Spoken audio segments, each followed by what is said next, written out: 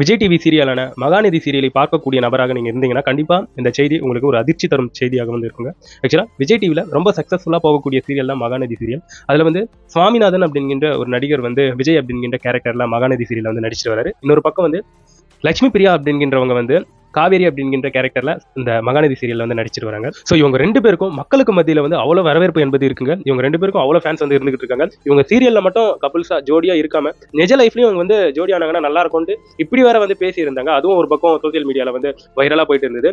இப்போ ரீசெண்டா என்ன நடந்திருக்குன்னா, இந்த மகாநதி சீரியல் வந்து முடிவுக்கு வரப்போகுது அப்படின்ட்டு நிறைய பேர் வந்து வீடியோ கால் பதிவேற்றம் செய்றாங்க.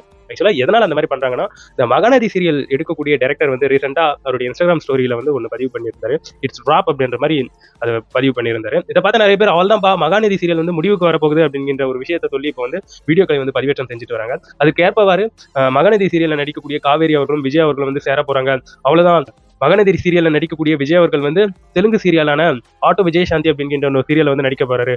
அது சம்பந்தப்பட்ட ப்ரோமோ வேற இப்போ ரீசெண்டா ரிலீஸ் ஆச்சு அப்படின்ட்டு நிறைய பதிவுகள் வந்து போட்டுட்டு வராங்க இணையத்துல. ஸோ இது வரைக்கும் அபிஷியலா சொல்லவே இல்லை. சீரியல் சார்ந்திருக்கக்கூடிய நபர்கள் சைட்ல இருந்து இந்த சீரியல் அவ்வளவுதான் முடிக்க போறோம்னு சொல்லவே இல்லை. பட் இணையத்துல இது போன்ற நியூஸ் வந்து சுத்திக்கிட்டு இருக்கு.